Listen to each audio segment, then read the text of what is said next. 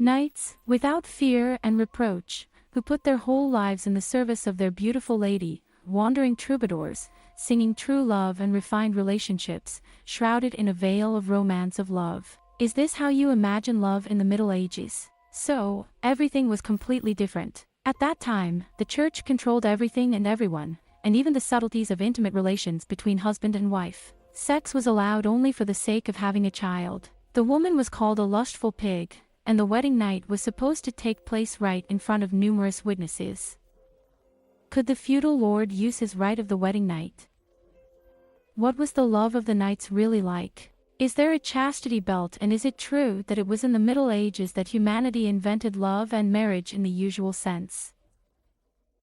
An interesting detail. Erotica in a medieval way. This is also very different. The image of naked ladies was not considered erotic at that time, not at all. Naked bodies looked like something asexual, and the real symbols of sexuality were hair, lip color and face, and, of course, hands, which were given a lot of time to care for, because it was the hands that distinguished aristocrats from peasants. So meet our heroine Katrina, and she lives in a strange time in the Middle Ages in a small French town. Lately, she began to notice everywhere a handsome neighbor boy who did not take his eyes off her. Finally, the young man confessed his love to her. She was also not indifferent to him, but she did not know what to do. Who do you think a girl will go to for advice in the Middle Ages?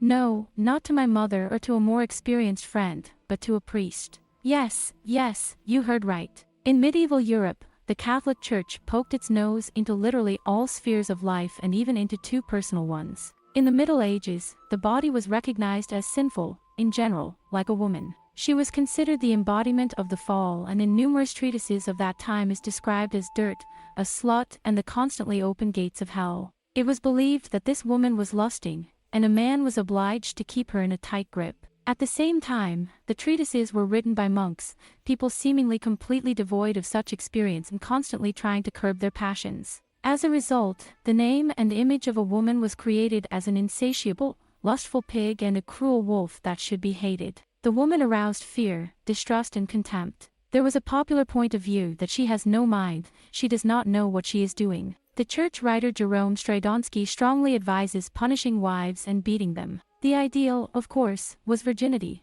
but what about the continuation of the human race? The church has come to a compromise. Sex was allowed only by the spouse and only for the sake of having children, and even then, God forbid, a few church holidays. The church strictly monitored everything, even to the poses recommended by the spouse. Everything concerning sensual love, the relationship between a man and a woman was called the word fornication. If it hadn't been for the church in the Middle Ages, Sigmund Freud would have been out of work. Adultery and fornication were sometimes even punishable by death, but at the same time the church often condoned prostitution as a necessary evil. In general, as Johann Huizinga wrote, in the Middle Ages the smell of roses was mixed with the smell of blood. But back to our heroine. The young man in love René became more and more insistent, but in response to his courtship, the priest advised her to think about her immortal soul and avoid adultery. And then René offered her his hand and heart. It would seem that what more could a girl want in the Middle Ages? But was it worth getting married in that era? Here our Katrina seriously thought. The seigneur, that is, the owner of the land on which you live, had the right to spend the first night with the bride of his serf. It was even considered a boon. The young husband tried in every possible way to thank the seigneur for such an honor with money or gifts. If the bride and groom did not want to observe the traditions, then in some cases it was possible to buy off the owner, if, of course, there was something. Today, some historians consider the rite of the first night to be a popular myth that arose at a later time. However, here is a historical document that really confirms that such a rite actually existed. The decision of the arbitration court of King Ferdinand II Catholic. We believe and declare that gentlemen cannot also, when a peasant marries, sleep the first night with his wife, and as a sign of their dominance on the wedding night, when the bride has gone to bed, step through the bed and through the said woman. Nor can gentlemen use the daughter or son of a peasant against their will, for payment or without payment. And here is the document of 1507th year. If a subject or a subject of the Drukat village marries and a wedding celebration is arranged, then the young spouse can spend the first night with his bride only if there is permission from the aforementioned gentleman or if the aforementioned gentleman has already slept with the bride.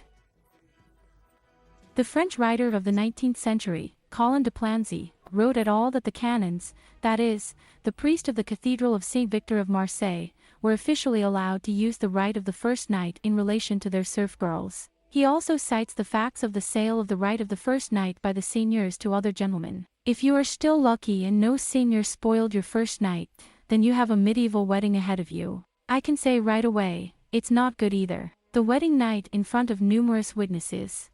Climbing on the marital bed in front of witnesses. A wedding custom that persisted throughout the Middle Ages. In Scotland and England, the guests did not disperse until the bride stripped naked to confirm that she had no flaws. The kings, however, fared even worse. To confirm that the marriage took place, up to 20 people were invited to the marriage bed, including the archbishop, witnesses, and even the groom's mother. And finally, when everything is over, the marriage itself begins. By the way, there is a version that it was in the Middle Ages that marriage was invented in the usual sense. In the early Middle Ages, the familiar concept of the family did not yet exist in Europe. People, especially the nobility, lived in polygamous unions. They changed one after another and did not see problems in closely related relationships. In general, the times were harsh and rough, while no one had ever heard of the strict restrictions imposed by marriage. The Christian model of monogamous and indissoluble marriage arose in Europe only in the 12th century, when the Church recognized marriage as one of the sacraments and began to defend it with all its might. Premarital and extramarital sexual relations were severely punished, sometimes with the death penalty or long penance in the Church. But among the clergy, the definition of Jerome who loves his wife too fervently to commit adultery was still popular. But under any circumstances, whether in marriage or out of it,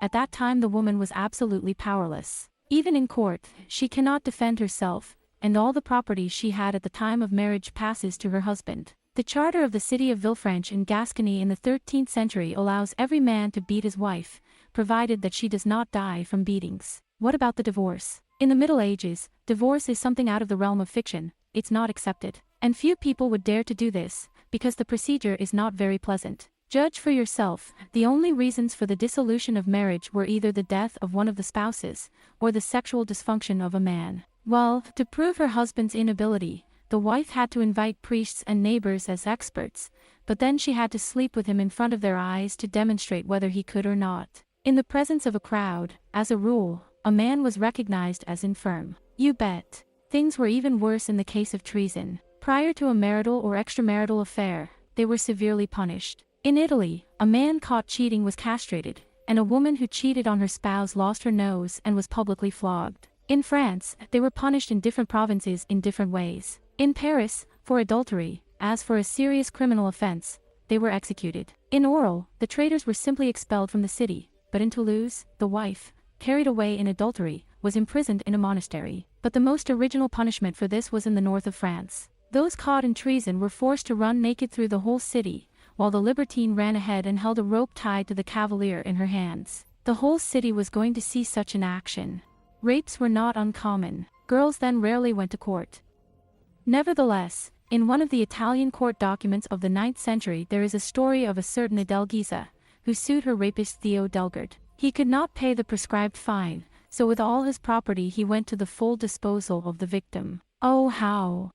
If the wife can't give birth, definitely a divorce. Well, what if a man is unable to produce offspring? In the Middle Ages, original answers to this question were found. If the spouse is not able to conceive a child, the so-called marriage assistant comes into play. The unhappy husband should call the neighbors and ask them to help his wife. He, of course, became a victim of ridicule, contempt and a target for slander. However, he was forced to participate in this process, because on her own initiative, the woman could not go to a neighbor. It would be adultery, for which, as we know, in some places they were punished with death. That is, it would be an exact epic, unsuitable for lofty feelings. However, with all this, it was in the Middle Ages that humanity invented romantic love. Courtly, or courteous love. One of the most important achievements of the European Middle Ages. At a time when ladies are called lustful pigs, service to a woman suddenly blossoms.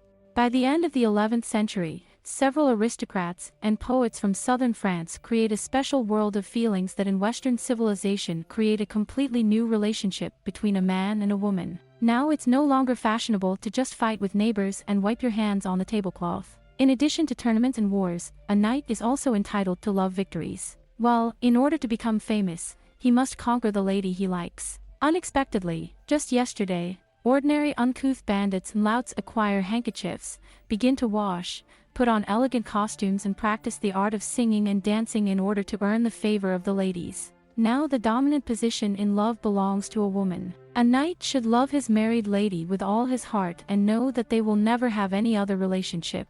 Such romantic, platonic love, thanks to troubadours and chivalrous romances, is spreading throughout Europe, including its most remote corners. By the way, it was then that the familiar heart became a symbol of love for the first time. The main rules of true courtly love are set out in the Code of Love of Andreas Capellanus. The main law is in it. Marriage is not an obstacle to love. Moreover, during one of the courts of love, the ladies decided, true love is impossible in marriage, because marriage, it's a compulsion. There were other laws. The love that has become known will not last long. An easily won love is in most cases little appreciated, but a love won with difficulty is exalted. Or this, receiving something from a lover against his will never leads to good. These rules formed the basis of another specifically medieval invention. Love courts at the courts of kings, where it was the ladies who decided the court and passed sentence. Historian André Martin believes that the love courts of the Middle Ages were arranged in a unique way. Love, which was equated with science and religion, received its own code of laws, its own canon law, so to speak, and the women's tribunals tried to apply this right in the same way as the church applied its own. Let's go back to our Katrina. One day, the priest who supports her in the fight against temptations informed her that he would have to leave for Venice on urgent business. But he told our heroine to swear that in his absence she would not give in to her weakness. She promised to be firm, but on condition that the priest would bring her a mirror. In those days Venice was famous for mirrors and she so wanted to see her beautiful face in it. What did the spouses do in the Middle Ages when they left and did not really trust their wife? Have you installed surveillance cameras? No, they bought a chastity belt and literally locked the ladies up. This is one of the most piquant stories about the Middle Ages. It was not uncommon for a husband to leave his home for a long time, and at that time the wife found herself in a position. In this case, it was necessary to remove the belt with the help of blacksmiths, witnesses, and representatives of the church. These belts are in many European museums, but from a medical point of view, wearing them is doubtful. Heavy metal would cause abrasions and wounds, which, having festered, would lead to fatal blood poisoning. But what about the chastity belts, which are exhibited in many museums in Europe? So, modern historians are sure that these are actually fakes of the Victorian era. A major scandal broke out in the 90s, when the staff of the largest museums, the British and Paris Museum of the Middle Ages, conducted an examination and found out that the alleged medieval artifacts were made in the middle of the 19th century. Now it is written in the catalogue of the British Museum. Probably, most of the now known objects were made in the 18th-19th centuries as a fetish for the preoccupied or as a joke. Serious museums hurried to remove dubious artifacts in the storeroom.